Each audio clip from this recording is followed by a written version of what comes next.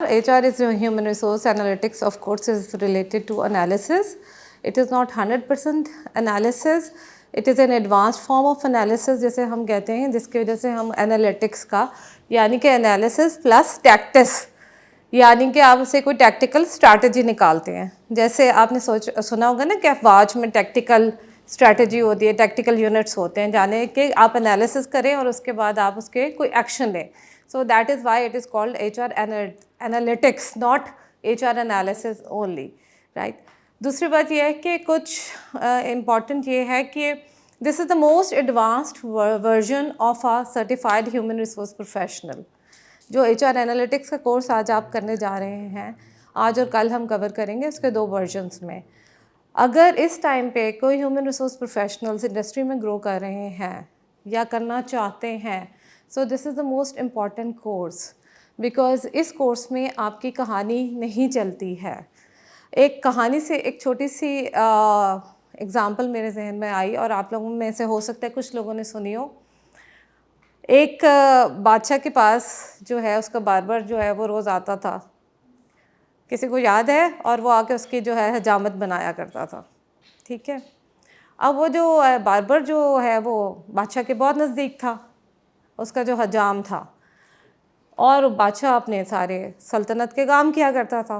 तो एक दफ़ा हजाम ने कहा कि बादशाह सलामत, मैं तो आपके बहुत नज़दीक हूँ, तो आपने ये जो वज़ीर रखा हुआ है इसकी जगह मुझे वज़ीर बना दीजिए, ये सारे काम तो मैं भी कर लेता हूँ, बात तो मैं भी बहुत अच्छी कर लेता हूँ। तो बादशाह ने कहा कि चलें ठीक है, मैं आपको वज़ीर बना देता हूँ। तो अगले दिन वो हजाम आया तो बादशाह ने उसको कहा कि बंदरगाह का जायज़ा लेकर आओ, मैंने कोई ख़बर सुनी है। वो जाता है, वो आके कहता है कि वहाँ पर एक जहाज़ खड़ा है। तो वो कहता है अच्छा। बादशाह उससे कहते हैं कि अब ये बताओ कि जहाज़ कब से खड़ा है। वो हजाम दौड़ता हुआ वापस जाता है, आके कहता है कि जी जहाज़ 2 दिन से खड़ा है। अब वो कहता है कि आप वापस जाओ और पता करके आओ कि जहाज़ कितने दिन रहेगा। वो कहता है कि अच्छा। हजाम दौड़ा दौड़ा वापस जाता है, पता करके आता है और कहता है जी 4 दिन जो है वो यहाँ पे रहेगा। कहते हैं कि अच्छा अब मुझे ये बताओ कि जहाज़ पर क्या चीज़ है।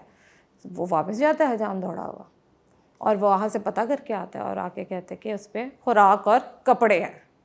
अब यही सिलसिला चलना सुबह से शुरू हुआ है और रात हो जाती है। हजाम जो है वो चक्कर लगा रहा है, आ रहा है और जा रहा है, और शाम तक उसकी हालत ख़राब है। अब बादशाह उसे कहते हैं कि 1 मिनट ठहरो, और अपने वज़ीर को बुलाता है, और वज़ीर वहाँ पर आता है और उसे कहता है कि आज की तुम मुझे कोई ख़बरें दे दो। तो वो कहता है कि जी इटली से एक जहाज़ आया है, बादशाह सलामत हमारी बंदरगाह पे खड़ा है, उसके कप्तान का ये नाम है, और 2 दिन से यहाँ पे खड़ा है, 4 दिन और रहेगा। यहाँ से वो जो है ईरान जाएगा, 1 महीना लगेगा उसे ईरान जाने पर। उस पर खुराक और कपड़े लदे हुए हैं, और मैं ये समझता हूँ कि क्योंकि यहाँ पे ये सामान उतारते हैं तो हमें उन पर टैक्स लगा देना चाहिए, क्योंकि हमारे लोगों को भी फ़ायदा होना चाहिए जब ये जहाज़ यहाँ पे लंगर अंदाज होते हैं, ठीक है। तो इस कहानी को सुनाने का मकसद ये है कि जब वो हजाम और वज़ीर का फ़र्क देख लें। हजाम और वज़ीर का फ़र्क ही ये है कि वज़ीर के पास एक वैलिडेटेड डेटा था। जब हजाम ने ये सारी बात सुनी, उसने आराम से उस तरह उठाया और उसने कहा कि बादशाह सलामत दाढ़ी के साथ ख़त भी बना दूँ, और सीधा अपना मुँह लेके वापस चला गया। इसी तरह एक आम किस्म के मैनेजर और एक एनालिटिकल मैनेजर का फ़र्क होता है, HR मैनेजर का। क्योंकि जो एक आम किस्म का मैनेजर है वो शायद कहानियों पे बिलीव रखता हो और वो शायद बातों पे बिलीव रखता हो, लेकिन जो HR एनालिटिकल मैनेजर होगा वो डेटा पे बिलीव रखेगा, और डेटा को जो है जमा करना और कैसे करना, ये एक बड़ा इंटरेस्टिंग प्रोसेस है, और इसको हम कवर करते हैं साथ साथ। मैं थोड़ा सा आपको अपने मतलब बताती चलूँ। 21.5 साल हो चुके हैं वर्क एक्सपीरियंस। पहले 20 साल डायरेक्ट कॉरपोरेशंस का एक्सपीरियंस है जिसमें मैं जॉब्स करते थे। सबसे पहले 1 साल बीकन हाउस, फिर मैंने Perl continental hotel training coordinator HR में, फिर टेलेनॉर पाकिस्तान के लॉन्च होने से पहले मैंने टेलेनॉर पाकिस्तान ज्वाइन किया HR में। I became the training supervisor of the central region. फिर उसके बाद 2008 में मैंने Metro Cash and Carry Pakistan join किया। 2009 में मैं head of HR for Pakistan थी, Metro Cash and Carry Pakistan के।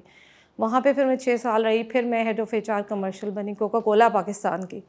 वहाँ पे मैं 2 साल रही, फिर मैं 2 साल फौजी फूड्स के साथ रही और as manager organisational development for Pakistan. फिर मैं उसके बाद 1 साल हेड HR रही फॉर बीमा मिल्विक, एक स्वीडिश मल्टीनेशनल है उसकी।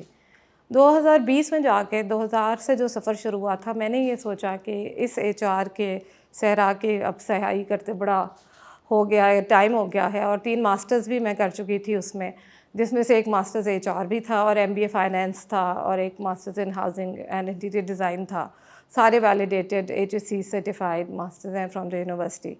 सो फिर मैंने ये सोचा कि अब अपनी इस चीज़ को, यानी कि बहुत उम्र हो गई नौकरी करते, वो क्या शेर है कि अब कोई काम क्यों नहीं करते। तो फिर मैंने अपनी कंपनी रजिस्टर कराई 2021 में। 2021 में और पहले ही महीने के दौरान बहुत सी कंपनीज़ हैं जो राइट नाउ रिटेनरशिप पे मेरी सर्विसेज लेती हैं और मैं as HR consultant, coach and trainer जो है डिफरेंट कंपनीज़ के साथ काम करती हूँ। और वो वहाँ पे मैं जो है जो सीखने और सिखाने का अमल है वो जारी है। इसके अलावा ज़ाती तौर पर मेरे 3 बच्चे हैं और बाकी ये है कि उस चीज़ को और जो प्रोफेशनल और पर्सनल लाइफ को वो साथ लेके चल रहे हैं। Coming back to the topic of today, कि ये तमाम चीज़ें जो हैं, जो जर्नी शुरू करेंगे उसका जो है हम अपनी ज़ाती ज़िंदगी से और आज के ये जो एजेंडा हम कवर करेंगे उसको कैसे रिलेट करेंगे। जितने लोग भी यहाँ पे बैठे हुए हैं उनके 2 तरह के ब्रेन्स हैं। कुछ का राइट साइड ब्रेन एक्टिव होगा, किसी को लेफ़्ट साइड ब्रेन एक्टिव होगा। राइट साइड और लेफ़्ट साइड का मेजर जो फ़र्क है वो यही है कि right side is more emotional, intuitive है, परसेप्टिव है, वो सोचों, इमोशंस, ख़यालात और उसकी अपनी स्ट्रेंथ है। इस तरह जिनका लेफ़्ट साइड ब्रेन है, जो हम में से ऐसे लोग जो मैथ्स के साथ स्ट्रगल करते हैं या डेटा के साथ स्ट्रगल करते हैं, वो हैं जो स्ट्रक्चर नहीं कर सकते, एनालिटिक्स नहीं कर सकते। दोनों साइड्स ऑफ ब्रेन्स की अपनी अपनी क्वालिटीज़ हैं। ऐसा नहीं हो सकता कि कोई कहे कि जी हमारे पास लेफ़्ट साइड हमारी एक्टिव है, यानी कि बहुत सी स्ट्रक्चर है तो मैं राइट साइड यूज़ नहीं करता। ब्रेन की दोनों साइड्स इकट्ठी यूज़ हो रही होती है। लेकिन क्योंकि इसमें एनालिटिक्स की बात करेंगे तो ज़ाहिर है डेफिनेटली आपका एक लेफ़्ट साइड ऑफ ब्रेन आप पॉलिश करते हैं। इम्पॉर्टेंट बात अबाउट एनालिटिक्स इज़ दिस कि जितना आप प्रैक्टिस करेंगे, जितना आप अपने आप को ग्रूम करेंगे किसी चीज़ को देखने के लिए, जितना आप फोकस करेंगे उतना ही आपका विज़न क्लियर होगा। और विज़न को आपने माइक्रो से मैक्रो पे कैसे लेके जाना है, अपनी कंपनीज़ के लिहाज से और अपने करियर के लिहाज से भी, ये कनेक्शन आपने कैसे बिल्ड करना है, ये बहुत इम्पॉर्टेंट है। और इस चीज़ों को भी हम देखेंगे कि एनालिटिक्स इम्पॉर्टेंट तो ही है और टाइप्स क्या होते हैं एनालिटिक्स के। एनालिटिक्स को बिजनेस डिसीजंस में हम कैसे यूज़ करते हैं, ये जो तमाम जो सफ़र है, कंपैटिटर एनालिसिस हम कैसे करेंगे, प्रेडिक्टिव एनालिसिस, ट्रेंड्स क्या होते हैं, how to use HR dashboards, बहुत बहुत कॉम्प्लिकेटेड टर्म्स लगेंगे। और एक मैं बात बताऊं, जब आप एक समंदर में गिरे हुए होते हैं ना तो उस टाइम पे ये वाकई ही मुश्किल होता है। जब आप एक समंदर में गिर जाएं तो ये जानना कि इसमें कितनी मछलियां हैं और कितनी जो हैं वो हार्मलेस हैं और कितनी शार्क्स हैं, वो इतना इजी टास्क नहीं होता।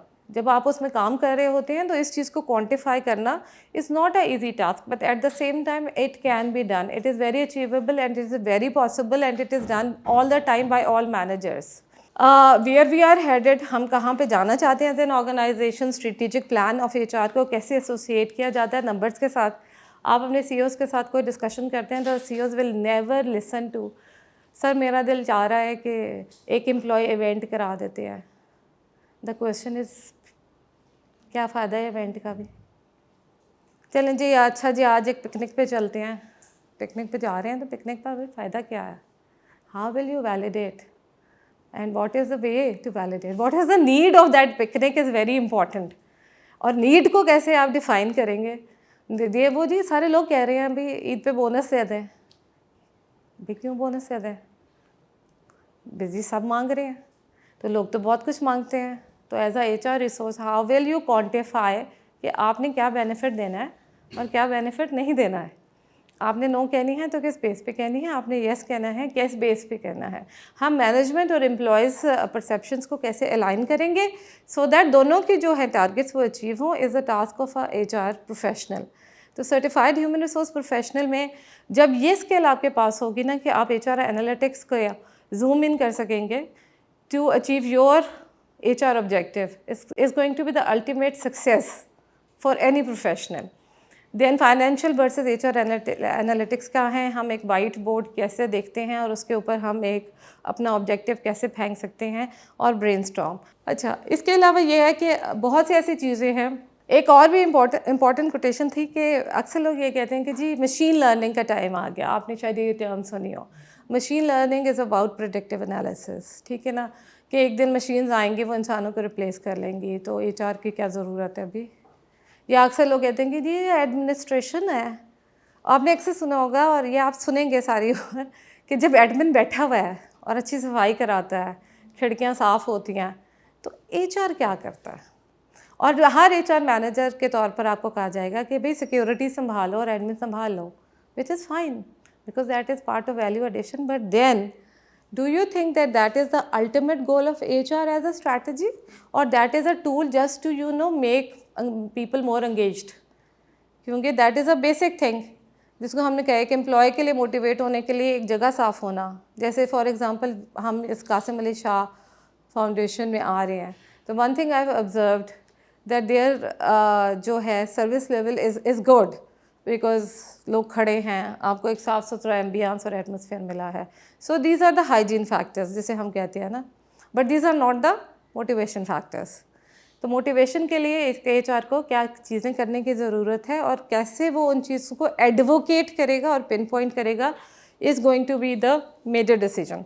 There is a study which says कि जो 82% हायर ईयर एवरेज प्रॉफिट्स उन कंपनीज़ को होते हैं जो डेटा बेस्ड डिसीजंस लेते हैं, और जो ये कह रहे होते हैं ना कि अच्छा चले और जो बाकी है उस पर बात करेंगे गट बेस्ड डिसीजन और डेटा बेस्ड डिसीजन और एविडेंस में क्या फ़र्क है और कैसे आप लोगों को लेने चाहिए। अच्छा, एक छोटा सा काम करते हैं, आप लोगों के हाथों में आपकी डायरीज़ हैं। आप सबसे पहले लिखें कि आप किस इंडस्ट्री के लिए काम करते हैं, चाहे आपकी जो भी पोजीशन है, चाहे आप फ्रीलांस है, चाहे आप सिर्फ ये सर्टिफिकेशन कर रहे हैं just to know about HR, आप अपने मतलब लिखें, या अगर आप इंडस्ट्री में नहीं हैं तो आप कैसी इंडस्ट्री के लिए काम करना चाहते हैं। तो लेट्स जस्ट राइट दैट। अपनी कंपनी की पोजीशन लिखिए, ये लिखिए कि आपकी मार्केट में क्या पोजीशन है। इज़ इट अ स्टार्टअप है, is is a medium sized medium successful company है, या बहुत सक्सेसफुल कंपनी है, समथिंग लाइक दैट। उसका जो भी स्टेटस है 3 केडेज आप देख लीजिए कि इट्स अ स्टार्टअप और इन्फेंसी फेज में है, मीडियम या ग्रोइंग फेज में है, या फिर बहुत मेच्योर और सक्सेसफुल फेज में है। 3 में से कोई एक चीज़ लिख दीजिए। हाँ बिल्कुल लिखिए, लॉस में है, वेरी इंपॉर्टेंट पॉइंट, बिल्कुल इट्स वेरी इंपॉर्टेंट, बहुत सी कंपनीज लॉस में है तो लिखिए। Very true. और there are some years which are in loss. The Covid was a year in which मेरे ख्याल 90% of the industries were in loss, 10% industry ने बेंचमार्क अपना किया। बाकी सारे जो हैं अक्सर जो हैं वो स्टार्टअप्स जो हैं they are not doing break even, वो अभी सिर्फ रिटर्न ऑन इन्वेस्टमेंट नहीं आ रहा होता, वो सिर्फ अभी हायरिंग कर रहे होते हैं और ये कह रहे होते हैं कि जी पैसे तो आना नहीं शुरू हुए, प्रेशर्स आर हाई। आप लिखिए ज़रूर। और इसके अलावा तीसरा जो चीज़ है, आपने ये भी लिखना है कि आपकी कंपनी का विजन क्या। विजन स्टेटमेंट नहीं लिखने की ज़रूरत, जनरली बता दें कि कंपनी करना क्या चाहती है और मतलब कंपनी कहाँ जाना चाहती है, वो अपने अल्फाज में आप लिख दीजिए। 3 जी सवाल हैं। What is your industry. कोई भी आपकी इंडस्ट्री है, जो भी कंपनी का नाम बताने की पीछे ज़रूरत है नहीं है आपको, आप इंडस्ट्री बता दीजिए। कंपनी का नाम बताना चाहते हैं, कंफर्टेबल है वो बता दें। आपने ये बताना है कि आपकी पोजीशन क्या है, स्टार्टअप या इन्वेंसी है, आप मीडियम या ग्रोइंग फेज़ में हैं, या फिर मेच्योर या सक्सेसफुल फेज़ में हैं, या जैसे इन्होंने कहा कि आप लॉस में हैं, the company is into a decline phase, decline पे चली गई है और the company is not growing. So you have to first of all benchmark कि आपकी कंपनी का जो है वो ग्रोथ जो लाइफ साइकिल है उसको आप मार्क कर दें। अच्छा, यू आर डन। आप लोगों में से जो सर आपसे शुरू करते हैं, काइंडली आप बताना चाहेंगे कि आपकी कंपनी कौन सी इंडस्ट्री में है, क्या लाइफ साइकिल है। मैं जिस कंपनी से हूँ वो ऑरेंज HR सॉल्यूशंस के नाम से है जी, वो HR की ही सर्विसेज प्रोवाइड कर रही है, ठीक है। कंसल्टेंसी वगैरह। तो मेरा उसमें जो रोल है वो मैं एडमिन और प्रोक्योरमेंट को भी देखता हूँ साथ। गुड। तो अभी ये मीडियम लेवल की कंपनी है, तो मार्केट लीडिंग इनका टारगेट है कि मार्केट लीडर बनना है इन्होंने। अच्छा, इनका टारगेट क्या है? मार्केट लीडर बनना चाह रहे हैं। मार्केट लीडर बनना चाह रहे हैं। Okay, right. आप देखते हैं एडमिन और प्रोक्योरमेंट को भी? जी। राइट, ठीक है जी। ये हम बात कर रहे हैं ऑरेंज एचआर के। मैं सिर्फ 3 डिफरेंट इंडस्ट्रीज़ को लिखूंगी जी। Anybody else? आप बताना चाहेंगे? ऑर्गेनिक कंपनी है जी मेरी, वहाँ पे मैं एडमिन हूँ। तो ऑनलाइन हमारा जो वर्क है वो ऑनलाइन है, हम ऑनलाइन हम गुड को सेल करते हैं। और हमारा टारगेट है कि हम इसको इस पे लेके आएंगे, अब मार्केट में लेके आएंगे, लॉन्च करेंगे आम जो। स्टार्टअप है? हाँ जी। अच्छा, ऑर्गेनिक प्रोडक्ट्स के? ऑर्गेनिक बनाते हैं मुख्तलिफ, जिसमें प्रोडक्ट है, शहद हो गया, और फेस के लिए मुख्तलिफ चीज़ें होती हैं, मेकअप्स के लिए, खातिन के मेकअप्स के लिए, और इस तरह इसको और इस तरह की मुख्तलिफ चीज़ें हम, लेकिन हम ऑनलाइन कर रहे हैं काफ़ी अर्से, 8 साल से कर रहे हैं, लेकिन अब हम इसको ला रहे हैं। ठीक है, मार्केट में अब हम लॉन्च कर रहे हैं इसको। ठीक है। इसका नाम है ऑर्गेनिक। Okay, okay, right. आप बताइए। मेरी एक पीआर एजेंसी है और अभी मीडियम साइज़ है उसका, लेकिन हमारा जो है वो जो लाइफ साइकिल है, हम चाह रहे हैं कि हम इसको इंटरनेशनल टच देना चाह रहे हैं, क्योंकि अभी इसमें ज़्यादा लोग काम नहीं कर रहे। तो इंटरनेशनल लेवल पे मेरा प्लान है कि विद इन 2 to 3 ईयर। अभी आप लोग इससे यहाँ पे कहीं काम कर रहे हैं, मीडियम लेवल ग्रोथ में है? हाँ जी। Are you in profit? Yes, profit में। यू प्रॉफिट में है। अच्छा, और अब आप उसको बहुत ही ज़्यादा you want to be international level successful company? ठीक है। और इज इट ये जो है प्रोडक्ट रिलेटेड पीआर है या anything else? PR and media management. अच्छा, पीआर एंड मीडिया मैनेजमेंट है, राइट, राइट, ठीक है जी। नेक्स्ट आप बताइए। मैं एक होम अप्लाइंसेस कंपनी में काम करता हूँ। कैनन होम अप्लाइंसेस नेम है, और 1972 से है ये। अभी ऐसा है कि कंपनी जो है मीडियम टर्म पे काम कर रही है और सक्सेसफुल भी है, और फ्यूचर प्लान यही है कि मोर रिटेल चेन जो है पाकिस्तान में ओपन की जाए, और मार्केट में कंपटीशन होम अप्लाइंसेस में बहुत ज़्यादा है, लेकिन ये अब चाह रहे हैं कि इसको हम मेंटेन रखें। ठीक है, वो चाह रहे हैं कि इसको मेंटेन रखें, राइट। और अभी कौन सी फेज पे है ये? मीडियम फेज मीडियम है। अच्छा, और प्रॉफिट में है। और प्रॉफिट में है, ठीक है। एनीबडी एल्स, ख़वातीन में से कोई अपनी कंपनी को यहाँ पे लाना चाहे? जो फेज़ है हमारा एजुकेशन सेक्टर में वो सक्सेसफुल है, पर मीडिया में डिक्लाइन है। अच्छा, और एजुकेशन में आपकी कौन सी टाइप ऑफ एजुकेशन है? प्राइमरी, सेकेंडरी या हायर एजुकेशन? हायर एजुकेशन है, ओके। और ये इकट्ठे ही शुरू हुआ था दोनों, मतलब दोनों ब्रांचेस ऑफ, यानी कि मीडिया वाला? नहीं, सेगमेंट्स दोनों सेपरेट हुए थे। पहले एजुकेशन सेक्टर स्टार्ट किया था, देन मीडिया ग्रुप स्टार्ट किया था। ठीक है। और आपका फोकस एरिया क्या है एज अ प्रोफेशनल? आप दोनों को देखती हैं? जी, दोनों को देखती हैं। अच्छा, ओके। एंड मीडिया में डिक्लाइन है, ओके, राइट, ठीक है। और जी, anybody else? I am Blue East from Orient group of company. This is IT tech company. Blue East, okay जी, Blue East company. IT company, tech company है। अच्छा, और it's a medium size growing company. It's a tech company जी। और किस type of take है ये मतलब सॉफ्टवेयर है? जी, डेवलपर, सॉफ्टवेयर डेवलपर भी, अभी ई-कॉमर्स को भी हम डील कर रहे हैं। And it is a medium size? जी मैम, मीडियम साइज्ड है और ग्रोइंग है, ब्रेक इवन पे ही है इनफैक्ट ये। अच्छा, ठीक है। और इसका हमारा विजन यही है कि to be the best 3 between 3 IT company in Lahore. अच्छा, ठीक है। सबसे पहले मैं थैंक यू, और विजन ये है to be the best in the IT company, ठीक है, डेफिनेटली। अब पहले हम will go from this side towards upwards ना। सबसे पहले बात करते हैं जब विजन की बात थी, अच्छा अब तो इधर ही, जब विजन की बात करते हैं तो हर एक का विजन तो यही होता है ना, when ever somebody launches a business they should be the best in the market. ऐसा ही है या इसके अलावा भी किसी का कोई ख्याल होता है?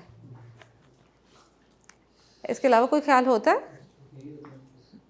नहीं है? बेस्ट दिया जाए, बेस्ट सर्विस और प्रोडक्ट दिया जाए, और right. So does everybody agrees with that best product दिया जाए और बेस्ट लिया जाए? ऐसा ही है, प्रॉफिट होना चाहिए, ओके, वेरी गुड। और हर इस इंटेंशन से शुरू करता है कि दिल be a return on their investment हमारी आएगी। सो आपकी जो चीज़ें, जो एक इम्पॉर्टेंट चीज़ है ना जो हर एनालिटिक्स को ड्राइव करती है, मैं आपको ये बता दूँ, will always be your ROI is return on investment आपका। और अक्सर HR वाले दे फेल टू अंडरस्टैंड, वो कहते हैं कि ये हमारे से क्या ताल्लुक़ है, ये तो फाइनेंस को पता होना चाहिए, ये तो जी फाइनेंस का काम है। The minute you say this it means कि आपकी जो आपकी value addition to the company is getting low, because as professional and as admin as procurement all the time आप क्या कर रहे होते हैं, आप रिटर्न और इन्वेस्टमेंट ही कर रहे होते हैं। आप वहाँ पे क्यों बैठे हैं? क्योंकि आप चाह रहे हैं कि कंपनी को रिटर्न ऑन इन्वेस्टमेंट मिले। आप किसी भी डिपार्टमेंट में, एक रिसेप्शनिस्ट भी वहाँ पे किस लिए बैठा हुआ है कि कंपनी को रिटर्न ऑन इन्वेस्टमेंट मिले। So return on investment is a basic thing which HR admin और एनी डिपार्टमेंट जो है वो स्टैंड्स फॉर। तो एनालिटिक्स में सबसे पहले ये माइंडसेट रखना कि हम जो है जो भी एक्टिविटी करेंगे उसका रिटर्न ऑन दैट इन्वेस्टमेंट होगा या नहीं होगा। अगर हम किसी चीज़ पे किसी एक्टिविटी पर इन्वेस्ट कर रहे हैं तो क्या आ रहा है। उसके बाद ये आता है कि विज़न तो ये हो जाता है, करंट पोजीशन के बारे में आप कितने प्रैक्टिकल हैं वो आइडेंटिफाई करना बहुत ज़्यादा इम्पॉर्टेंट है। यानी कि आप ये कहते हैं कि जनाब हमारी कंपनी मीडियम साइज्ड है, but then will come to that the competitor analysis में आप किन के साथ compete कर रहे हैं। Because you have to see, you have heard of the concept ना कि एक big fish in a small pond will be a small fish in a big pond. So there will always be bigger competitors. So आपके target competitors कौन हैं will actually define कि किस किस्म के market में आपका life cycle क्या है। So vision को validate करना in terms of that कि आप जाना कहाँ चाहते हैं, right है। मैं यहाँ से, आप यहाँ से इस्लामाबाद जाना चाहते हैं तो आप कौन सी गाड़ी यूज़ करेंगे, आप कितना पेट्रोल दिलाएंगे, आप रेस्ट एरिया पे रुकेंगे कि नहीं, आपका टाइम कितना है और आपने वहाँ पे जाकर क्या काम करना है। What is the purpose of your visit is the vision, but then it is highly important that what kind of a car you are using, what kind how much fuel you are going to consume, and then what is going to be your speed, how much breaks you are going to take, and you have slept at night or not. So all these things are interrelated. These things, every dream has to be realized with certain concrete analytics and numbers and data in mind to get to that dream, to get to that destination. यहाँ पर आने से पहले आपने सोचा होगा हम office जाते हैं, हम घर में इतना टाइम करते हैं, अगर किसी ने काम किया होगा आपने सारा उसे प्लान करके आपने किया होगा। दिन का पूरा दिन आप किसी ना किसी तरह, your left side of the brain is always functioning, is always dissecting your activities into different areas. सिर्फ हम उसको consciously register नहीं कर रहे होते, and we are not able to realize that it is happening to us and how we are calculating it. But आप all the time you are calculating your money, you are calculating your most important resource, the time, and you are calculating your energy as well. सबसे ज़्यादा जो होता है आप energy भी calculate कर रहे होते हैं। Energy is a very important resource, क्योंकि अगर आप फ्रेश नहीं हैं, अगर आपका मूड ख़राब है और आप नहीं जाना चाहते हैं तो ये चीज़ें जो हैं वो ह्यूमन रिसोर्स के लिए बहुत इंपॉर्टेंट है। अच्छा, ऑरेंज HR के बारे में बात करते हैं। ऑरेंज HR के जो है for example hypothetically, I am not saying कि आप मुझे एग्जैक्ट डेटा दें, but just to bring it closer to the reality, how many employees total हैं आपके पास? अच्छा, 7 एम्प्लॉयज़ हैं, ठीक है, right, and which is very very good for a consulting company, because consulting company से ज़्यादातर प्रोजेक्ट्स आउटसोर्स होते हैं, because you go to the clients premises, you deliver that, and you just give them the value for the business, and the return of on investments are usually high in consulting business if you are successful. The other thing is that आप ये organic admin की बात करते हैं, आपके कितने के employees हैं? 100 हैं। अच्छा, 100 हैं। अभी मैं बताती हूँ कि ये नंबर्स क्यों इंपॉर्टेंट है। PR एजेंसी की बात करते हैं, आपके पास कितने हैं?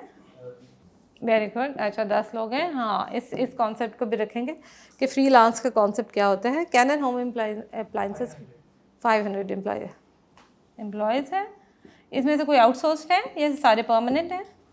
वो इसमें 500 में डेली वेजेस हैं, उसी में इंक्लूडेड है, इसमें इंक्लूडेड है। अच्छा, और जी एजुकेशन सेक्टर, जी आप बताइए। 1500 प्लस हैं, अच्छा, okay. And this includes the teaching plus the faculty plus the admin staff, और जो आपका सारा स्टाफ मिलाकर 1500 है, राइट। अच्छा जी, ब्लू ईस्ट टेक 100 है, अच्छा। अब मुझे ये बताइए कि एज अ कंपनी ओनर और as a HR manager, for example आप कंपनी X में काम करते हैं जो इनमें से किसी भी इंडस्ट्री की है, आपने एक बिज़नेस लॉन्च किया, सबसे पहला क्वेश्चन जो होगा वो आपके जहन में क्या होगा कि मैंने लोग कितने रखने हैं, सबसे पहला, ठीक है। जितने आपने लोग रखने होंगे, आपका ऑफिस कब सेलेक्ट होगा उसके लिहाज से रखने भी हैं कि नहीं रखने, because there are so much freelancing available right now कि आपको समटाइम्स नहीं भी ज़रूरत होती है, समटाइम्स आपको टेक कंसल्टेंट्स मिल जाते हैं, आपको डेली वेजेस भी मिल जाते हैं, रखने हैं या नहीं रखने। सो ह्यूमन रिसोर्स जो है वो पहले दिन से ये कर रहा होता है। एक ओनर भी जो है ना, उसका सबसे बड़ा टास्क डेटा एनालिटिक्स और ह्यूमन रिसोर्स ही होता है। और human resource is one thing, after so many years of people saying कि जी ह्यूमन रिसोर्स का क्या फ़ायदा है, now all the big organizations and even all the countries, all the governments have started realizing कि human resource के बगैर जो है nobody is anything, because आप टेक में कितना भी इन्वेस्ट कर ले, a human brain will always be more advanced than a CPU of any computer, isn't that so? तो आप ह्यूमंस का 100% प्रिडिक्टिव एनालिसिस करना बहुत मुश्किल है, but at the same time उसके पैटर्न्स बिल्ट होते हैं ह्यूमन बिहेवियर के, and that is why where we use HR analytics. अगर ह्यूमंस और human resource managers and human resource management, human resource analytics is the most advance technique to do that kind of analysis कि आपने क्या picture present करनी है। और interestingly this combination where scientific data that then goes और that meets the more you know art and science और vision, और उस सारी उस कॉन्सेप्ट्स को रिलेट कर देता है। सो ये बात करते हैं कि सबसे ऑरेंज HR लॉन्च हुआ, और ऑरेंज HR के उन्होंने सोचा कि अच्छा जी मैं इतने लोग रखूँगा और मेरा इतना का इन्वेस्टमेंट है एंड इतने के मुझे प्रोजेक्ट्स मिलेंगे, तो मेरा रिटर्न ऑन इन्वेस्टमेंट इतना आएगा। हो सकता है 2 साल में ब्रेक इवन, हो सकता है साल में हो गया हो, दे नो है, and that is related to the financial income. बहुत से लोग इस चीज़ में इंटरेस्ट नहीं लेते as HR managers, and they say कि प्रॉफिट हुआ या नहीं हुआ, इस साल टारगेट अचीव हुआ या नहीं हुआ, लेकिन लोग आपको सुनाते रहते हैं। मैंने कोई कंपनी 100 बिलियन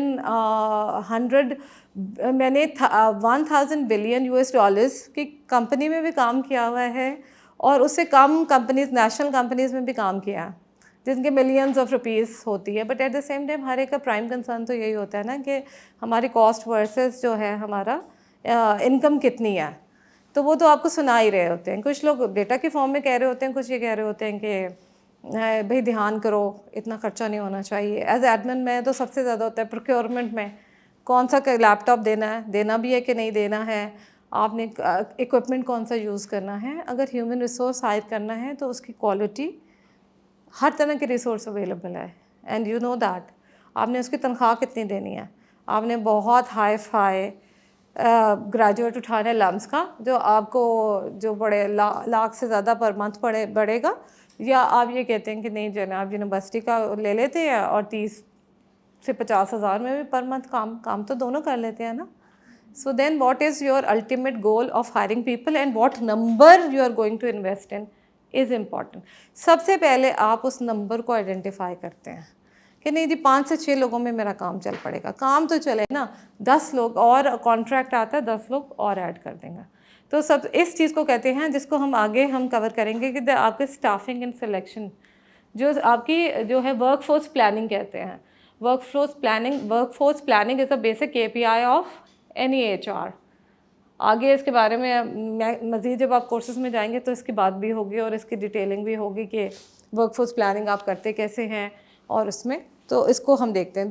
देन इसमें ऑर्गेनिक एडमिन 100 लोग अगर हायर किए हैं तो 100 में आर गुड। उसमें से सेल्स एंड मार्केटिंग में कितने होंगे, उसमें ऑनलाइन वेबसाइट्स को या आपकी डिजिटल मीडिया मार्केटिंग में कितने लोग काम कर रहे हैं, काफ़ी हैं। प्रोडक्ट डेवलपमेंट में कितने लोग काम कर रहे हैं, प्रोक्योरमेंट में कितने लोग काम कर रहे हैं जो सोर्स कर रहे हैं आपके ऑर्गेनिक प्रोडक्ट्स।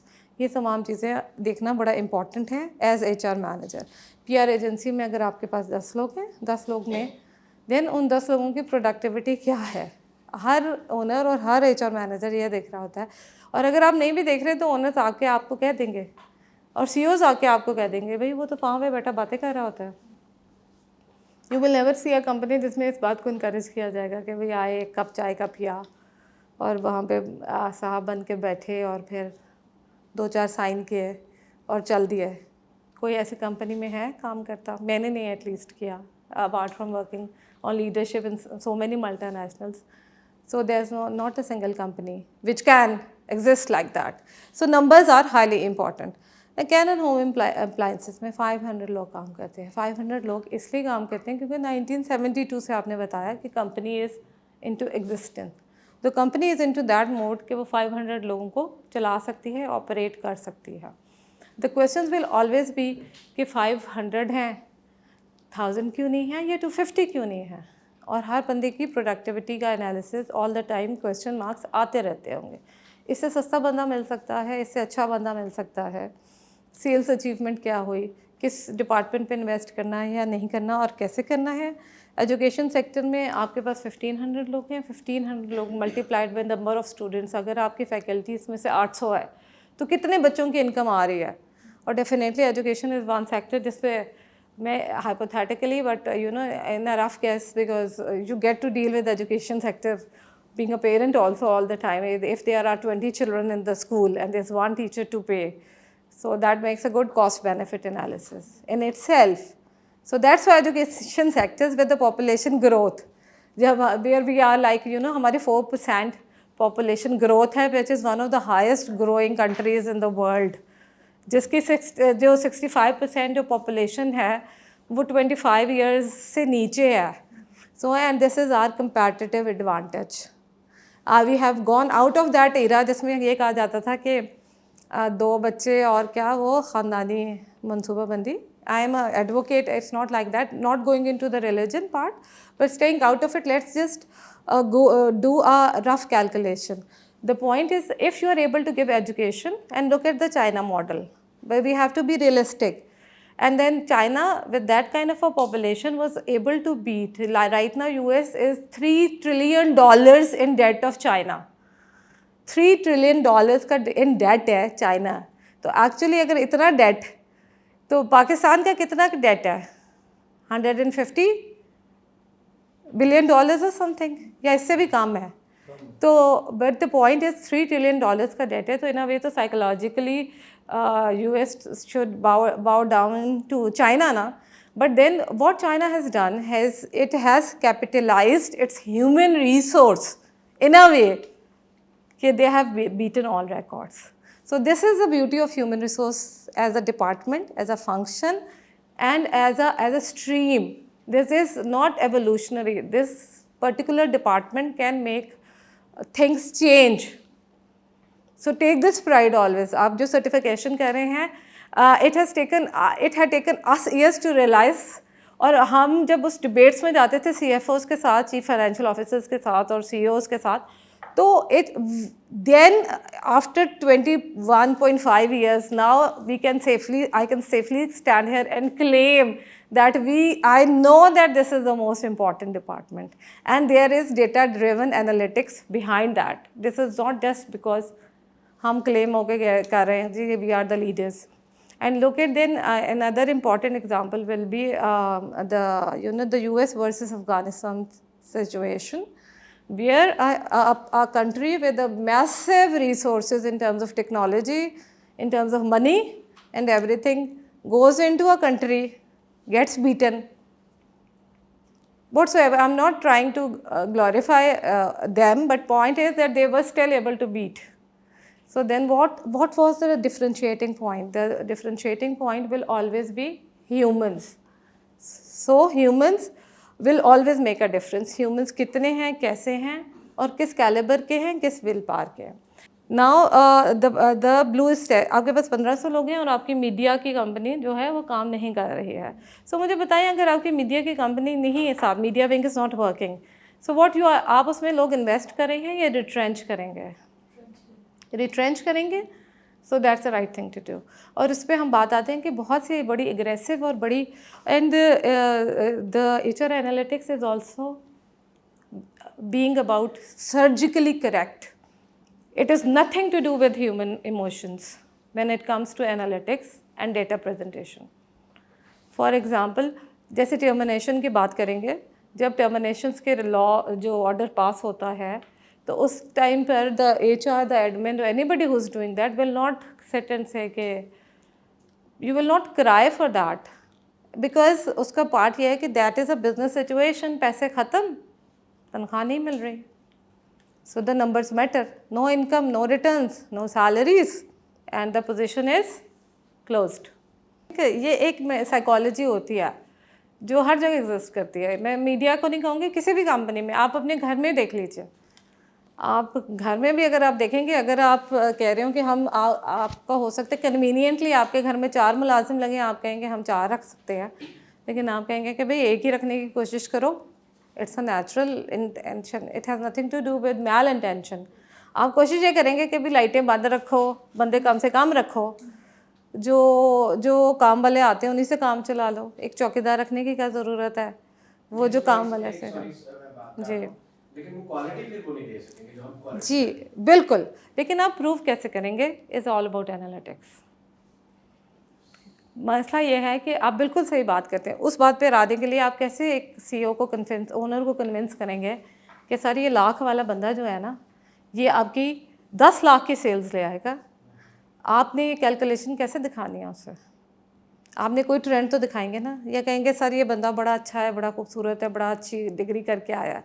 मसला ये आता है, मैं आपको बताऊँ, अभी historically I have seen this trend कि हम जाके कहेंगे सर इंग्लिश बड़ी अच्छी बोलता है, बड़ा पढ़ा लिखा है, मैंने पिछली कंपनी में फ़लानी बड़े ब्रांड के साथ काम किया. बड़ा ब्रांड कुछ नहीं होता. बड़े बड़े ब्रांड्स में मैं बहुत ऐसी यूनिवर्सिटीज़ के लड़के मैंने बहुत एक्सेल करते देखे इंटरेस्टिंगली, कि because they have the will power and they create results. तो आपने जब ये बात करनी है ना, तो X is always is related to the output factor, and output is always measurable. ठीक है. आपने जो एक्स फैक्टर्स, एक्स कुछ भी क्वेश्चन हो सकता है, बंदे कितने रखने हैं, बंदे की तनख्वाह कितनी है, ठीक है, बंदे की क्वालिटी क्या है, वो एक्स फैक्टर में जब आपने आउटपुट दिखानी है तो आपने उसको मेजर करना है. और आपने मेजर करने की एक पिक्चर ड्रॉ करनी है. वो मैं हम पिक्चर पे भी आऊँगी. अभी मैं आपको सिर्फ जो है एक मैक्रो वो पेंट कर रही हूँ कि आप अगर आप उसको देखें कि आपके रियल लाइफ नीड कितनी है एनालिटिक्स की, कि हर आपकी ज़िंदगी में रोज़ ये एक्स क्वेश्चन आ रहा है कि वो रोज़ आके पूछ रहे हैं कि जी इतने बंदे क्यों रखे हुए हैं, इतने बंदे, वाकई 2 बंदे क्यों ना. हर बंदा कहेगा, हर CEO कहता है, हर ओनर कहता है, हर कंपनी वाला कहता है. It's a paradoxical debate. जैसे पैराडॉक्स होता है ना कि उसका कोई राइट इन, जब एक CFO और एक CHRO या HR वाला आपस में खड़े होते हैं ना, तो they are both coming with their own perspectives in mind, और दे बोथ, और उसमें मैं आपको बताऊं, I am very much sure here to present that most of the HR people do not have the skills and abilities to understand where they are coming from. उनको कोई numbers का idea नहीं होता, उनको पता ही नहीं होता कि कंपनी ने इस दफ़ा लॉस किया है, ये क्या, और वो अपनी रट लगा रहे होते हैं कि हमारे जो साल के शुरू में जनवरी में आपने 50 बंदे दिए थे, उनको पता ही नहीं कि मार्च में आके पूरा टारगेट उड़ गया. तो अगर उन्होंने बैलेंस शीट कभी देखी ना, उन्होंने सभी CFO से बात ही नहीं की जाके कभी तुम्हारे दुख क्या हैं, और CFO ने पैसे देने हैं. तो और वो वहाँ पे इट्स जस्ट लाइक आप एक शायरी शुरू कर दें. It's good for shayari, but it's not going to give you रोटी वाली बात है. It's not your bread. So it's good to, आप बातें अच्छी कर रहे हैं, लेकिन उससे कंपनी तो नहीं चलने वाली. तो आई थिंक मेरा ख्याल है बहुत सी चीज़ों में I am very much sure right now to say that बहुत से केसेस में I have found HR more unreasonable than CFOs. क्योंकि अगर आप CFS को अगर कोई रिटर्न ऑन इन्वेस्टमेंट जिसकी हम पहले भी बात कर रहे थे दिखा देना, कोई भी CFO को लगे ना कि पैसा आएगा, वो कभी भी इनकार नहीं करेगा, क्योंकि उसकी अपनी तनख्वाह भी तो उस कंपनी से निकल रही है। आप मुझे बताइए कौन सा CFO चाहता है उस कंपनी को ताला लग जाए? when he is trying to squeeze you for people, he is trying to do that कि वो अपनी जो है सिक्योरिटी बना रहा होता है, मेरी जॉब सिक्योरिटी हो जाए और उस ना हो जाए। तो जो उसको पिक्चर है एनालिटिक्स से वो पेंट करनी है कि भाई ये लाख का बंदा लाओगे, 10 लाख बॉटम लाइन में ऐड होगा ना, तुम्हें हर महीने 9 लाख का फ़ायदा है। So your net output, net profit is, जब 9 लाख तुम्हें आ रहा है तो 1 लाख की इन्वेस्टमेंट करते हुए किसके पेट में दर्द होता? नहीं होता। It's very natural. आप मुझे बताइए कि एक सॉफ्टवेयर डेवलपमेंट में ठेकेदार आ ही नहीं सकता। इंटरेस्टिंगली कुछ इंडस्ट्रीज़ को एडवांटेज है कि वो वहाँ पे कोई डेली वेजर नहीं आ सकते, उनको वैसे ही एडवांटेज है, उनके मिनिमम वेज ही नहीं अप्लाई करती। कुछ ऐसे हैं जो प्रोडक्शन, हर तरह की इंडस्ट्री देखी है हमने, तो जो प्रोडक्शन फैक्ट्रीज हैं जिसमें डेली वेजेस की ज़रूरत है, और इंटरेस्टिंगली कुछ डेली वेजेस अच्छा काम भी कर लेते हैं। Some of the daily wages can maintain खाताज बेटर देन जो एक अच्छा डाई लगा के जो बिजनेस ग्रेजुएट आया होता है उससे भी बेहतर लेके बैठे होते हैं। वो BA अगर उनका कोई सुपरवाइज़र होता है तो विद देयर एटीट्यूड वो कर लेते हैं। सो देन ये HR ने देखना है कि वो उसने ये पॉइंट आउट करना है और आइडेंटिफाई करना है विद नंबर्स कि which is a better call. और एक मैं बात बताऊँ, there is not a perfect solution, but then there should be 1 to 2 solution with every HR professional. आपने देना ज़रूर है सोल्यूशन, ठीक है। अब जाके जो है Blue East Tech and medium company के पास है 100 लोग। 100 लोगों में 100 लोग still is a very good number for a tech company, क्योंकि टेक कंपनीज तो बहुत से छोटे सेटअप्स के साथ भी चल रही होती हैं। So coming back to the basic drawing board जिससे हमने बात शुरू की थी, आप कहीं पे भी हैं, आप प्रोडक्शन में हैं, आप टेक में हैं, आप एजुकेशन में हैं, आप ये वह सबसे पहले तो ये देख लें कि आपने जो HR अपने एनालिटिक्स कौन से चूज़ करने हैं, वो किस बेस पे चूज़ होंगे।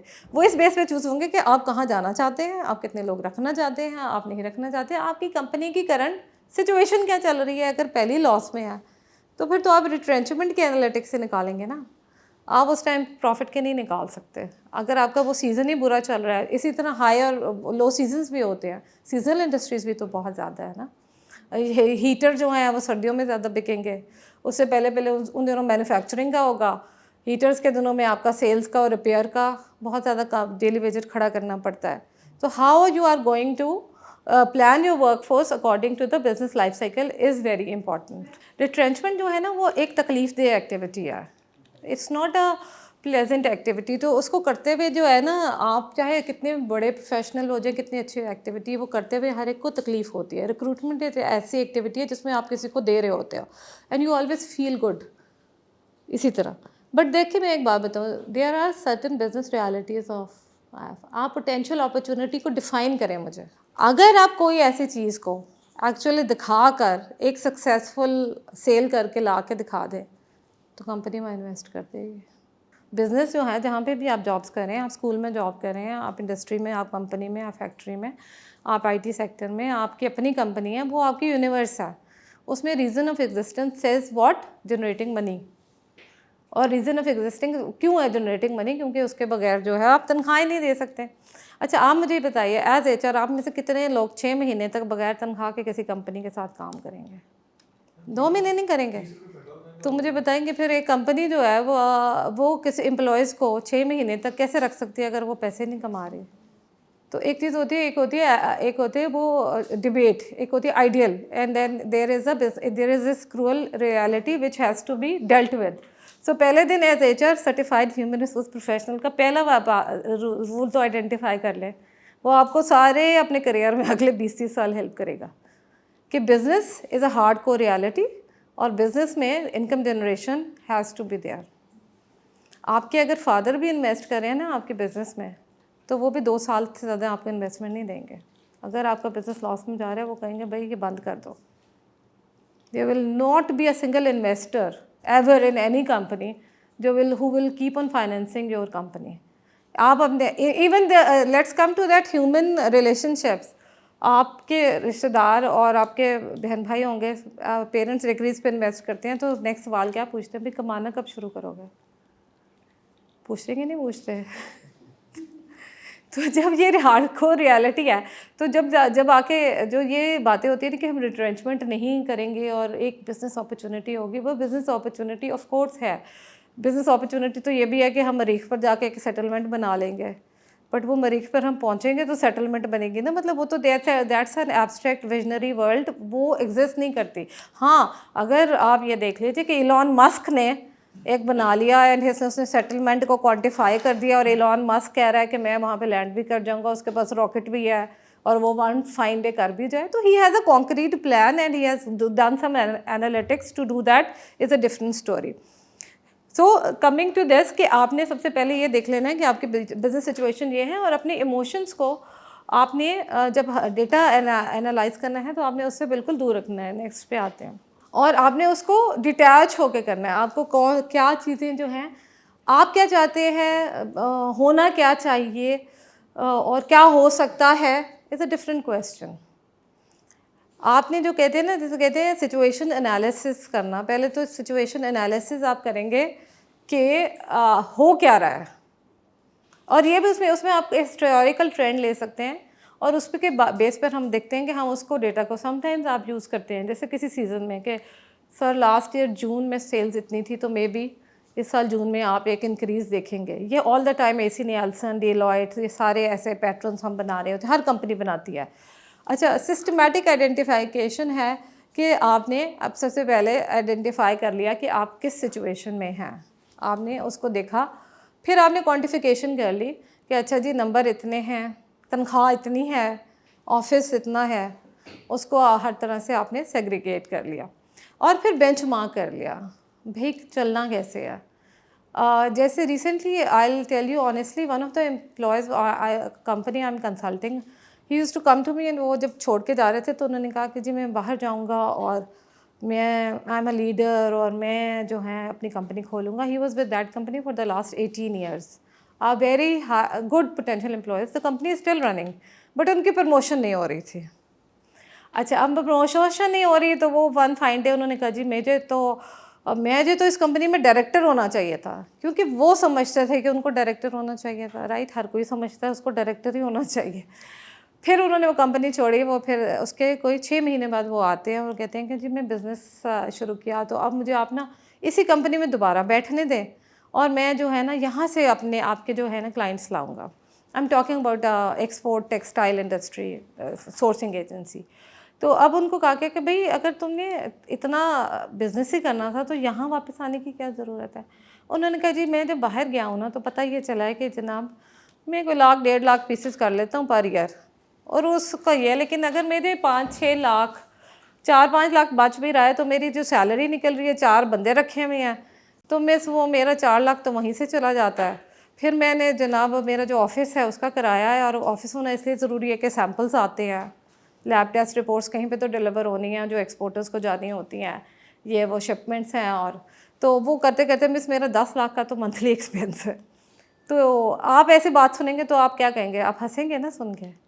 अगर आप 18 साल एक प्रोफेशनल रहे हैं और आपको ये नहीं पता कि एक ऑफिस का रनिंग एक्सपेंस कितना है, और फिर आप जाकर and being you know merchandiser yourself, आप पीसेस पे काम करते रहें और आप इस तरह के काम करें।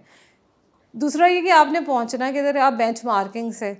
आपका ये चीज़ बहुत इंपॉर्टेंट है कि अगर आप ऑरेंज HR को ले जाना कहाँ चाहते हैं, आपने कहा कि आप उसको बहुत आगे तक ले जाना चाहते हैं, तो ऑरेंज HR को उस लेवल तक ले जाने के लिए, for example I would say कि जितनी major consulting companies of the world है या नेशनल हैं, अगर आप उसको उस पर लेके जाना चाहते हैं, नटशेल है जैसे फॉर एग्ज़ाम्पल, तो उसके लिए आप लोग क्या करेंगे और आप क्या माइलस्टोन्स अचीव करेंगे। 1 डे में तो कोई नहीं पहुंचेगा, वो माइलस्टोन कौन कौन से होंगे, उस माइलस्टोन को, हर माइलस्टोन को क्वांटिफाई करना ज़रूरी है कि हमारा रेवेन्यू कहाँ से कहाँ तक आएगा, तो हम 2 बंदे ऐड कर लेंगे। उसके बाद हमारे पास इससे 10 से आज 10 प्रोजेक्ट्स हैं, इसके बाद हमारे पास 20 प्रोजेक्ट इतने आएंगे तो हम इससे ज़्यादा अच्छा ऑफिस ले लेंगे। The things there is a thing which is called कि आपकी जो प्रोग्रेसिव जो है प्रोग्रेशन है वो समटाइम्स मैटर कर रही होती है, but at the same time आपने उसको बैलेंस आउट कैसे करना है, वो बेंचमार्किंग इंपॉर्टेंट है। आपका अचीवमेंट रेट क्या है, आपने बेंचमार्क कर लिया अपनी डेस्टिनेशन को और अब आपने उसकी तरफ जाना शुरू कर दिया, उसके बाद आपका रेट ऑफ अचीवमेंट, आप कितना पहुँचे, कितना दूर हैं। आप बहुत दूर तो नहीं है, you are running out of energy, you are running out of resources, या you are on the right track is important. और आपके बिजनेस आउटकम्स निकल रहे हैं कि नहीं। Business outcomes will always not be a word, will always be, next पे आते, will always be validated in terms of numbers पे बात करते हैं। अच्छा, डिसीजन मेकिंग किस बातों पे आप करेंगे। ज़्यादातर जो लोग हैं वो गट बेस्ड डिसीजन लेते हैं, कि जैसे कहा गया कि जी मेरा दिल ये कर रहा था, और उसकी इतनी एक सॉर्ट ऑफ उसकी जो है रिलायबिलिटी है गट बेस्ड डिसीजन के। आई एम नॉट सेइंग कि 0% है या 20% भी नहीं है। Of course there are 40% of reliability to gut based decisions sometimes, but उसका सक्सेस जो फैक्टर है ना, अगर कोई गट बेस्ड डिसीजन लेता है उसकी सक्सेस रेशो ओनली 14% है। यानी कि आप इंटरव्यू करने बैठे हैं और सेल्स लोगों का जो है वो गट बेस्ड इंटरव्यू करना शुरू कर दिया, उनका कोई एक्सपीरियंस नहीं, बेंचमार्किंग नहीं की है, इतने साल होना चाहिए, किस इंडस्ट्री से होना चाहिए, क्या जवाब देने हैं, आया भी अच्छा लग रहा है, बातें अच्छी कर लेता है, रख लो। ऐसे ही होते हैं, रखते भी रिक्रूटर्स ऐसे ही हैं कि भाई अच्छा जी, और अक्सर कहते थे 1 मिनट में डिसीजन हो जाता है जी, हम देखते बता देते हैं कि बंदा सही है कि नहीं है, ऐसे ही है ना। और ये नहीं साइंटिफिक सारे ही करते हैं, बट ये this is a wrong way of recruiting. आपने पिछले दिनों मेरे ख्याल से बाहर से ही किया है रिक्रूटमेंट का। तो the point is that is not the right way of recruiting somebody which is only just gut based. So you will run into all the errors, और 14% आपका सक्सेस रेट होगा। And fact based decision is, आपने assessment centre run किया, आपने उनका interview का जो है उसका स्ट्रक्चर फॉलो किया या नहीं किया, और उनका आपने रेफरेंस चेक किया या नहीं किया, क्या पता झूठ बोलता हो। और अगर कोई झूठ बोलता है तो उससे बड़ा तो कोई कितना भी कॉम्पिटेंट है और झूठ बोलता है, इंटेग्रिटी इशू है, आप रख ही नहीं सकते, कल को आपका पूरा सिस्टम बैठ जाएगा। जी, एविडेंस बेस्ड एचआर बहुत इंपॉर्टेंट होता है। एविडेंस बेस्ड एचआर, जब आप कंप्लायंस डिसीजंस लेते हैं, जब आप इंक्वायरी कमेटी मीटिंग्स करते हैं, जब कोई थेफ्ट हो जाती है, जब आप हमेशा आप ये कहते हैं भाई एविडेंस लाओ, लिखते हैं, देखते हैं, फुटेज निकालते हैं, सिक्योरिटी में सामान उठा के चला गया, कैनन का चूल्हा चोरी हो गया, तो कैसे डिसीजन लेंगे।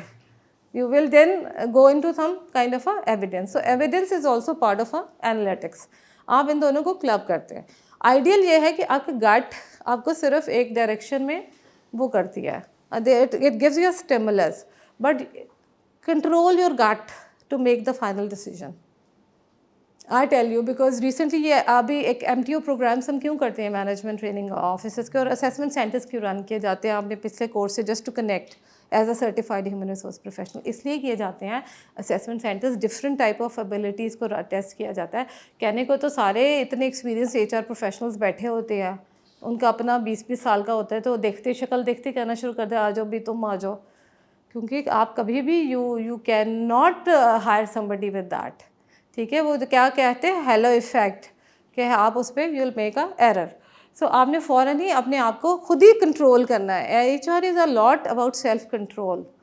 आपने उसको कहना है कि नो, मैं अपने आप को कंट्रोल करता हूँ, let's go to the facts and then let's go to the evidence. जी जी। और एक मॉडल की बात कर लेते हैं जिसमें है डिस्क्रिप्टिव, डायग्नोस्टिक, प्रिडिक्टिव और प्रिस्क्रिप्टिव। कुछ लोगों को अब इसको ना ज़रा खींचना शुरू कर दिया है, the mature model of HR, जिसे डिसीजन मेकिंग या HR एनालिटिक्स मॉडल कहते हैं। डिस्क्रिप्टिव ये चीज़ होती है जिसमें क्वेश्चन आया किया जाता है व्हाट हैपेंड, क्या हुआ, मतलब उसमें ये पूछा जाएगा कि आप किसी ने कोई एनालिसिस करना है तो सबसे पहले देखेंगे क्या हुआ, what happened, what went wrong, what went right is also, don't ever forget. अच्छा हम ऐसा भी होता है, मैंने मैनेजर्स का देखा है, इट्स नॉट अबाउट HR। कोई बुरी खबर होगी, जाके हम सबसे पहले ओनर्स को कहेंगे वो सर काम नहीं हो रहा, सेल नहीं हो रही, जो है बंदा बीमार है, एब्सेंटिज्म, बंदे ही नहीं पूरे हो रहे। अच्छा, और हम we always forget to give them the solution. Sir बंदे पूरे नहीं हो रहे हैं तो फलाना सुपरवाइज़र है उसको बुला लेते हैं, मैंने काम मैनेज कर लिया है।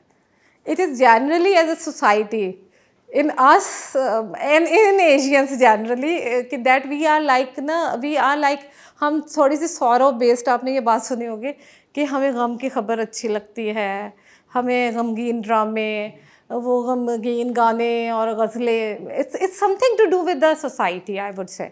तो हम जब ऐसे खबरें ऑफिस में सुन रहे होते हैं ना, तो जिसमें थोड़ा ड्रामा होता है, क्राइसिस होता है, वही बातों पे फिक्स है और आपका पूरा दिन जो है ना उसके गम में गुजरता है। हालांकि उसमें एक फैक्ट नहीं होता, अच्छा थी रिट्रेंचमेंट होने वाली है, आज बॉस का मूड ख़राब है। मैं आपको बताती हूँ कि ये चीज़ें हमने we have taken like 21 years to come to this level of maturity if we were not there for the first 10-15 years ourself. जैसे for example as a consultant मैं एक दफ़ा गई तो उन्होंने कहा आप ओनर के पास ना जाएं, वो ना बहुत बड़े बुरे मूड में बैठे हुए हैं। I could actually laugh at that, not because कि I was an employ but because कि भाई अगर वो मूड में बैठे हुए हैं, why should I just believe on the hair से।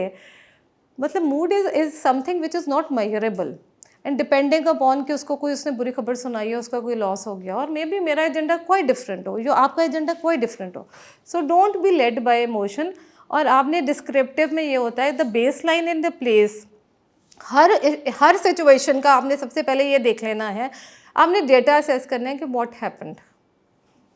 आपका जो बंदा है वो नहीं आया, बंदा you are short on staff, या आपका टारगेट अचीव नहीं हुआ, सेल्स के टारगेट मीट नहीं हुए हैं। सबसे पहले तो ये देख लीजिए कि डेटा में कितना गैप आ रहा है। बी वेरी प्रिसाइज कि सर जी टारगेट 1000 का था, हम 800 तक पहुँचे हैं, लेकिन हमारे पास अभी इतने दिन पड़े हैं, एक हफ़्ता है। Will try to build on के हर रोज़ जो है 20 दिन एक्स्ट्रा सेल कर लें, आप फिक्र ना करें, हमारा टारगेट अचीव हो जाएगा। ठीक है। अगर इसी तरह similar as the case HR managers should be या ना flag bearer of even CFOs को बहुत पैनिक अटैक्स हुए हैं, आप उनको कहें कि देखें आप फिक्र ना करें, वी आर ऑन इट। हम जो हैं इसको इस तरह कैलकुलेट करेंगे कि आपका जो है P&L इम्पैक्ट नहीं होगा। जो हमने हायरिंग मार्च में करनी थी मैं उसको डिले कर जून में ले जाऊंगा। सो जो आपका जो मार्च और अप्रैल का जो बफर है वो अचीव हो जाए, उसको फ़ायदा है कि नहीं। अच्छा, रिक्रूटमेंट की बात होती है तो HR का दिल चाह रहा है बस हायरिंग। हमें आगे इस रिपोर्ट पे भी बात करेंगे कि एक्टिव ज्वाइनिंग क्या होती है और वर्कफोर्स। जनाब उन्होंने कहा जी बंदा रख लो, वो भैया फ़ौरन लाइन मैनेजर्स भी दौड़ते हुए आते हैं और कहते हैं HR को भाई बंदा रख लो, आज तो उनका मूड अच्छा था, CEO का, उन्होंने कहा है ओनर का मूड अच्छा था। HR कहते हैं ओह वाह बंदा रख लेते हैं। भाई पहले ये तो पूछे, खुद आप HR मैनेजर के तौर पे पूछें कि भाई वो जो तुम्हारे 3 बंदे हैं वो पूरा काम कर रहे हैं कि नहीं कर रहे। हम HR के तौर पे कहते हैं जी रिक्रूटमेंट का मतलब ये है कि हमने ज़िंदगी में, हमें रिक्रूटमेंट से प्यार है, भी हमने करनी है, चाहे उस बंदे की ज़रूरत ऑर्गेनाइजेशन को। 6 महीने बाद उस बंदे को रिट्रेंच कर रहे होते हैं वही लाइन मैनेजर, फिर कहते हैं कल रख लो, भाई बड़ी जल्दी ज़रूरत है, बहुत काम आ गया है, आज ही बंदा चाहिए। नहीं भाई 2 हफ्ते में ले आओ, मेरा जानने वाला फलाना भांजा और भतीजा, मेरे अंकल का बेटा है उसका फलाना है, और हमसायों का, और मेरे बहन के ससुराल में से है। ये तो सबसे पहले ये जो है ना फ्रेंड्स फैमिली एंड वो सर्कल, और उसके बाद आप उनको ले आएंगे, फिर उसके बाद वो काम नहीं करा, उधर मैनेजर अलहदा रो रहा है। एक तो पहले इस किस्म के विशियस सर्कल से निकलिए कि ये जो होता है आपके प्रोफेशनल लाइफ और आपके पर्सनल लाइफ में थोड़ा सा डिस्टेंस होना बहुत अच्छा होता है। ये आपकी मेंटल वेलबींग के लिए आपको 20 सालों में हो जाएगा। और अगर आप अपना प्रोफेशनली पर्सनली अपना बिजनेस रन कर रहे हैं तो फिर उसको ऐसे रन करें। मैंने ओनर्स को रन करते देखा है, वो उन ऑर्गेनाइजेशन, उन इंडस्ट्रीज़ के जो अपने भाइयों को लाते हैं, लेकिन जब वो डिसीजन लेने जाते हैं तो वो ऐसे कट थ्रोट डिसीजन ले रहे होते हैं कि वो इस टाइम ये नहीं सोच रहे होते कि ये मेरा भांजा है। वो कहते हैं इसका जो लाइन मैनेजर कह रहा है उसको इंक्रीमेंट नहीं देना तो नहीं देना। तो जो ऑर्गेनाइजेशन आपकी ग्रो करेगी वो इन फैसलों पे करेगी, वो इस फैसलों पे नहीं करेगी कि क्या था, कि आप क्या सोच रहे थे। डायग्नोस्टिक्स, दूसरा डायग्नोस्टिक ये कि आपने इंसाइट लेनी है कि क्या हो सकता है। अच्छा जी, वो जैसे मैंने कहा कि आपने रन कर लिया, अगर सेल मीट नहीं हो रही है CFO से पूछें कसूर किसका है। कसूर का मतलब ये नहीं है भाई हमारे को पता सेल्स का काम है, फिर CFO भी कह रहे होते हैं हम क्या करें, हम तो सारा दिन अपना काम करते रहते हैं, हमारा तो काम है। HR भी कह रहे होते हैं हम भी सारा दिन हायरिंग कर रहे होते हैं, सेल्स नहीं हो रही, सारा कसूर इन लोगों का है, लोग ही निकम्मे रखे हुए हैं। अच्छा, और जो सेल्स वाले हैं वही लोग ये कह रहे होते हैं कि जो पीछे बैक एंड पे ये क्या करते हैं सारा दिन बैठ के, कमाते तो हम हैं, ये खाते हैं सारा दिन। ऐसा सुना है आपने कभी? ये क्या फारिग निकम्मे बैठे हुए हैं दफ्तरों में बैठ के, जो है पेंसिल तो कोई भी चला ले, बातें करनी होती हैं, ये तो हम भी कर लें बैठ के, इनको क्या पता सेल क्या होती है। और आप हर वक्त इन्फीरियॉरिटी होती है क्योंकि वो they are the champions and they bring in sales. तो सबसे पहले डायग्नोस्टिक करने की ज़रूरत है कि अगर somebody is branding, any department is inefficient, so is the department not able to prove to the owners कि वो efficient हैं, कोई वजह है। सबसे पहले डायग्नोस्टिक रन करें सेल्फ एंड देन डिपार्टमेंट्स। और HRS as certified human resource professional का ये होना चाहिए कि सबसे पहले तो अपने डिपार्टमेंट की डायग्नोस्टिक कर लें कि हमने KPIs मीट कर लिया या हम सिर्फ दूसरों को ही देख रहे हैं कि हम बैठे होंगे। प्रिडिक्टिव एनालिसिस में ये होता है कि predictive patterns are always there. अगर एक एम्प्लॉय ने बदतमीज़ी करनी है ना, और अगर वो पिछली कंपनी में बदतमीज़ी करके आया है या लड़के छोड़ के आया है, तो वो अगली कंपनी में भी लड़के ही छोड़ेगा, क्योंकि human psychology will not change just because की कंपनी चेंज हो गई या जस्ट बिकॉज उसकी तनख्वाह अच्छी हो गई है या अब आपने उसको मार्केट से उठाकर दफ्तर में बिठा दिया है। तो प्रिडिक्टिव का मतलब यह है कि इसका मतलब है उसके लिए, और आप कैसे प्रिडिक्ट कर सकते हैं? आपको नजूमी तो है नहीं, सितारों का इल्म नहीं आता, उसके लिए आप क्या यूज़ करेंगे? You will use data, you will use reference checks, you will do performance management. और जो बंदे फ्लॉप हो रहे हैं, जो आपके स्टार एम्प्लॉयज़ होते होंगे, आपके होते होंगे, आप सोचते हैं कि ये बंदा जाता है, ये सेल करके आता है।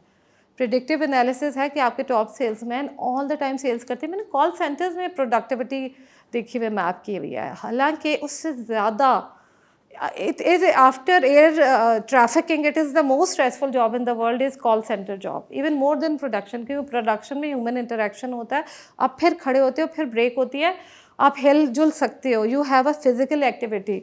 सो आपके मेंटल हार्मोन्स काम कर रहे होते हैं। जब you are on a call centre, आपने 350 to 400 कॉल्स भी एट टाइम्स लेनी है और एक स्क्रिप्ट बोलना है। उस स्क्रिप्ट में गलत नहीं हो सकता, ऊपर से आपको कस्टमर गालियाँ दे रहा है और आपको पता है that is such a stressful job. But वहाँ पे मैंने सेल्स होते आउटबाउंड कॉल्स में एक्सट्रीम अमेजिंग ट्रेंड्स देखे हैं। और वो ट्रेंड से कैसे पता चलता है that this employee will go and nail it, this team leader will go and nail it is based on data। and prescriptive ये है कि अगर कोई टीम नहीं परफॉर्म कर रही तो उसको आपने कैसे करना है, इज़ आपकी प्रिस्क्रिप्शन होगी। Prescription is the most important thing. हमेशा जो होते हैं ना, एज ऑर्गेनाइजेशन सारे लोग डिस्क्रिप्शन पे ही फिर रहे होते हैं। इट्स नॉट अबाउट यू और मी और anybody else, but generally situation में भी देख लीजिए कि ऑर्गेनाइजेशंस में हमेशा डायग्नोस्टिक डिस्क्रिप्शन ही चल रही होती है। ये हो गया, nobody generally as a professional is thinking कि भाई हो गया तो क्यों हुआ और क्या हो सकता है और हम क्या कर सकते हैं। तो हम इस पे रहते हैं।